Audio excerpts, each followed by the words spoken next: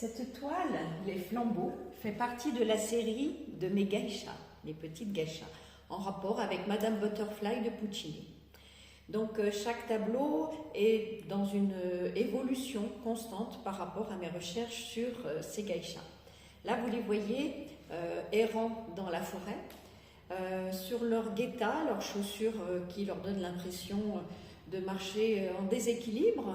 Et pour moi, c'est une façon de représenter ces moments d'errance pour la petite geisha Cho-Cho-san, qui va pendant plusieurs années attendre le retour de son époux et amant américain. Et elle est dans l'illusion, donc elle va chanter des pages magnifiques qu'a écrit Puccini, qui nous tire les larmes à chaque fois. Et cette petite geisha a voulu changer de condition, parce que la vie de geisha est très exigeante, dans une rigueur terrible.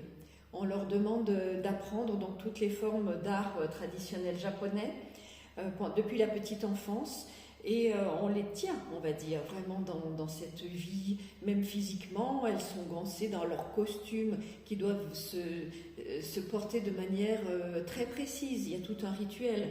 Et lorsqu'on leur fait ces coiffures magnifiques, c'est des sculptures, on passe des heures à leur le faire, il y a des rouleaux, on tire leurs beaux cheveux noirs pour qu'ils brillent, presque violacés. Eh bien, elles ne pourront pas dormir tranquillement la nuit. Il faudra qu'elles soient juste sur une petite partie, un morceau de bois recouvert, mais elles ne pourront pas bouger. Et la maîtresse de l'Okiya, la maîtresse des geishas, va faire le tour d'un balcon au-dessus du tatami pour vérifier que les petites geishas n'ont pas bougé et ne risquent pas de mettre en péril leur beau chignon. Donc ça, c'est un exemple, mais tout est comme ça. Et là, l'idée de marcher avec cette flamme vacillante, fragile, ça représente ce mental qu'elle va se fabriquer, ma petite geisha, c'est-à-dire qu'elle va se raccrocher à un idéal, à une illusion, parce que plus l'absence est longue, et plus elle va la fantasmer et donner une ampleur à cet amour qu'ils n'auraient pas eu s'ils avaient vécu ensemble, peut-être. Je ne sais pas, mais c'est deux mondes tellement différents qui se sont unis. Certainement, il y aurait eu une désillusion de sa part, parce que cette vie est très spéciale, mais en même temps très entourée.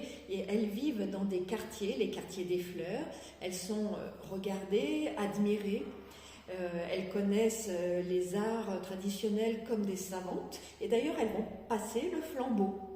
Elles vont passer le relais aux jeunes filles qui arriveront. Donc c'est vraiment une tradition très forte, très puissante.